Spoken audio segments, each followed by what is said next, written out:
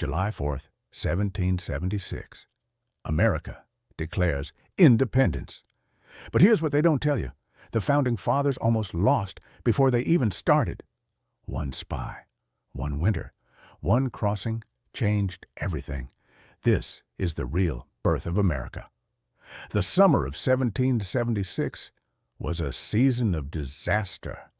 The British Empire, the global superpower of its day, had arrived with a force that seemed unstoppable. Over 32,000 highly trained troops and a fleet of 400 ships descended on New York. Against this, George Washington commanded a ragtag collection of roughly 20,000 militia and untested Continentals, farmers, blacksmiths, and shopkeepers with muskets. They had no navy, a bankrupt treasury, and by all logical accounts, no chance. Washington was outgeneraled, outflanked, and outfought. He lost every major engagement in New York. The Continental Army was routed, humiliated, and sent on a desperate retreat across New Jersey. By December, the cause was collapsing. Enlistments were expiring, men were deserting, and the army had shrunk to a pitiful 3,000 souls, a shadow force, freezing, starving, and wrapping their feet in rags.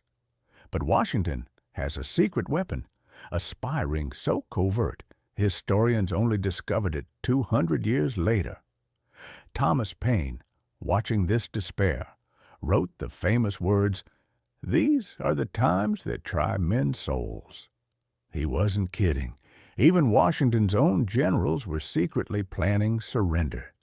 The revolution was bleeding out in the snow, but Washington had a secret weapon, a web of shadows so covert its full story wouldn't be uncovered for almost 200 years. This was the Culper Spy Ring, but its most crucial agent in this moment was a man named John Honeyman. To the British in Trenton, Honeyman was a loud-mouthed loyalist butcher. They trusted him. They talked in front of him. And in a brilliant piece of theater, Honeyman staged his own capture by American patrols. Brought before Washington for a public interrogation, he secretly delivered a treasure trove of intelligence, the exact positions of the Hessian garrison, their supply routes, and, most importantly, their state of readiness. The 1,500 Hessian mercenaries under Colonel Johann Rall were confident, lazy, and completely unprepared.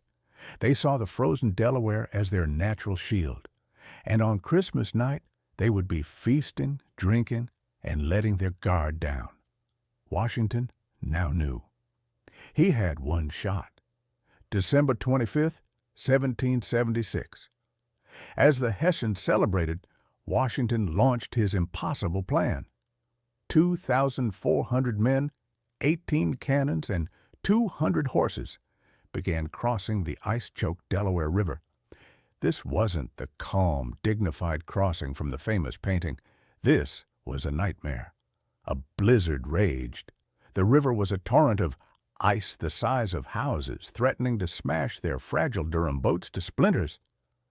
The password for the operation was not a word of hope, but a stark ultimatum: victory or death.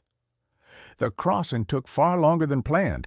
They landed behind schedule and faced a 9-mile march through a biting nor'easter.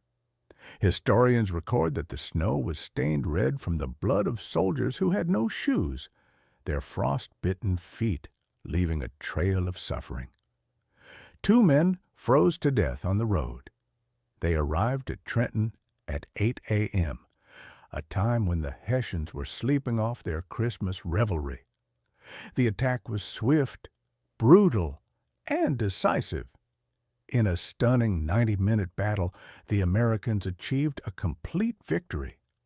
They captured nearly 900 prisoners, 6 cannons, and 1,000 stands of muskets, precious supplies.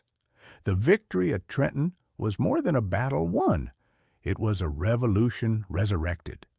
The news was a lightning bolt. Morale skyrocketed. New volunteers flooded the camps.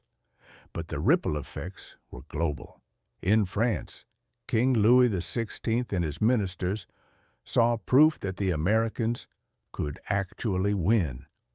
This single battle convinced them to formally ally with the United States, pouring in the money, weapons, and military might, especially the French Navy, that would prove absolutely essential. Because of Trenton, Britain was no longer just fighting a colonial rebellion. It was now fighting a world war, with France, Spain, and Holland joining the fray. This global conflict stretched British resources to the breaking point, directly leading to their ultimate defeat at Yorktown in 1781. So when you think of American independence, remember this night. The Founding Fathers didn't just write pretty words about freedom on a piece of parchment. They bled for it in the snow. They froze for it on a raging river. They bet everything on one desperate spy and one final glorious gamble. If you want to uncover more hidden stories of how nations were forged, please consider subscribing. Next up, the secret reason the Constitution almost failed in its first year.